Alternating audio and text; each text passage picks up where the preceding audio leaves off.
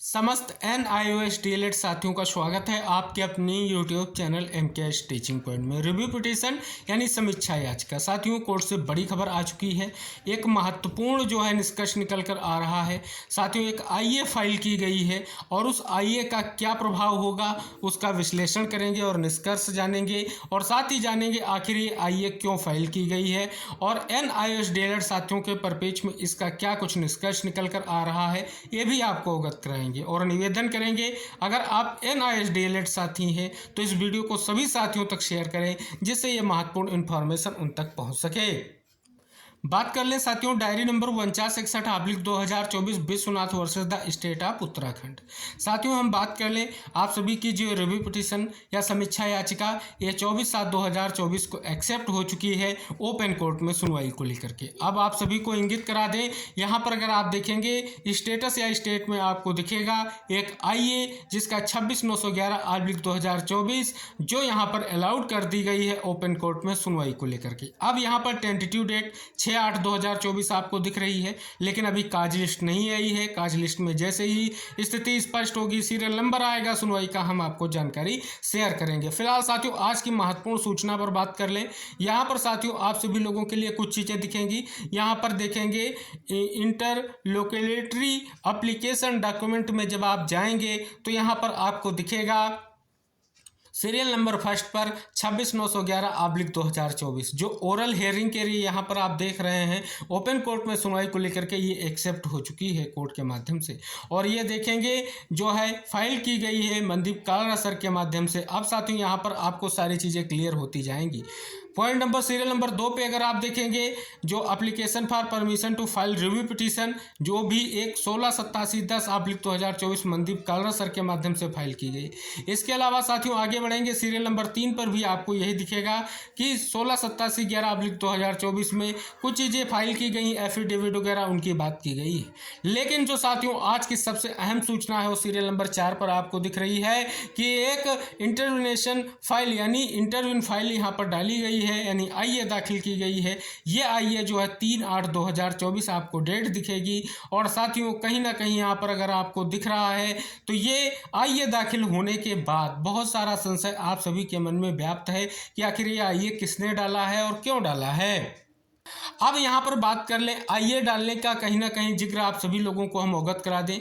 IA केवल regular DLED या VET के माध्यम से भी डाली जा सकती है जैसा कि आप सभी को पता है।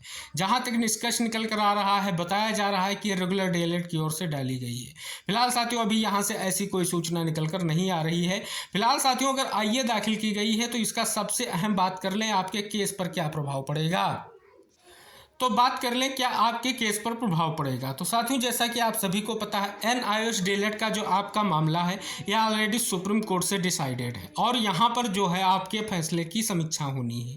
यानी जो फैसला पहले दिया गया है उसमें NIOS DLED की ओर से जो कहीं ना कहीं तथ्य कोर्ट के सामने रखे गए हैं जिन कागजातों की जाँच की गई है और फिर से ये पाया गया है कि एक बार फिर से जो 28/11 का फैसला था उसकी समीक्षा की जाए।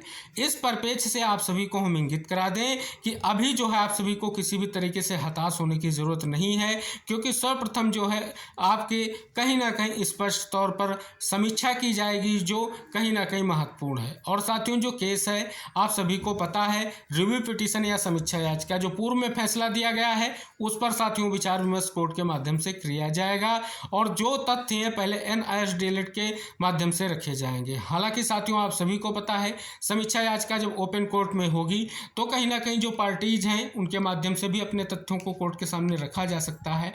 लेकिन सबसे बड़ी बात यह है कि यहाँ पर जो IA जो स्वीकार की गई है उसमें जो NIOS DLED के तथ्यों को रखा जाएगा। तो फिलहाल आप सभी को IA से ज़्यादा परेशान होने की ज़रूरत नहीं है क्योंकि जो मेन पार्टीज हैं उनको सबसे पहले सुना जाएगा ये स्पष्ट है। और NIOS DLED कहीं ना कहीं स्पष्ट तौर पर समीक्षा इस याचिका में पहले जो जजमेंट आया है उस पर वो तथ्य जो कहीं ना कहीं कोर्ट के सामने रखे गए और जिन पर गहनता से विचार किया गया बेंच के माध्यम द्वारा और चैम्बर में कहीं ना कहीं इन पर निष्कर्ष लिया गया कि एक IA अलाउड कर दी गई कि NIOS DLED से संबंधित जो फैसला है उसकी समीक्षा होगी। जो भी निष्कर्ष निष्कर्ष निकलेगा वो कहीं ना कहीं कोर्ट के स्थिति को लेकर के स्पष्ट करेगा कि आखिर बेंच क्या कुछ निष्कर्ष देती है। फिलहाल आप सभी को इस आईए से इतना हताश होने की जरूरत नहीं है। हालांकि साथियों चुनौती तो जरूर है कि आईए दाखिल की गई है, तो आप सभी के मन में जिज्ञासा होगी कि आखिर आईए क्यों दाखिल की गई है, क्या कुछ इससे निष्कर्ष निकलेगा। तो साथियों कहीं ना कहीं इसकी तैयारी भी आप करके रखिए, क्योंकि आप सभी को पता है अब वो समय है कि आप सभी को इस पर प्रयास करना होगा। क्योंकि साथियों आप सभी को इंगित करा दें कि आप सभी लोगों के लिए सबसे बड़ी खुशखबरी यही है कि आपकी जो है रिव्यू पिटीशन यानी समीक्षा याचिका एक्सेप्ट हो चुकी है। क्योंकि आप देखेंगे 11 अगस्त 2023 के फैसले को लेकर के वीएड के माध्यम से जो रिव्यू पिटीशन दाखिल की गई थी उसे कोर्ट ने कहीं ना कहीं खारिज कर दिया है। तो एक बड़ा निष्कर्ष और बड़ी स्थिति स्पष्ट हुई है रिव्यू पिटीशन एक्सेप्ट होने से। आप सभी इस दिशा में प्रयास करें। बिल्कुल आप सभी लोग हताश ना हो, क्योंकि कोर्ट में सबसे पहले कहीं ना कहीं NISDLED के पक्ष को फिर से सुना जाएगा, फिर से जो है तथ्यों को सुना जाएगा। तो कहीं ना कहीं यहाँ पर मामला बहुत ही महत्वपूर्ण है। इन सभी आईए से आप सभी को हताश होने की जरूरत नहीं है। निष्कर्ष निकलेगा, समीक्षा होगी, जो स्थितियाँ रहेंगी महत्वपूर्ण रहेंगी। उम्मीद करेंगे जो भी साथी चैनल पर नए हैं तो चैनल को सब्सक्राइब करें और इस वीडियो को सभी साथियों तक शेयर करें। आप सभी सकारात्मक रहें, पॉजिटिव रहें।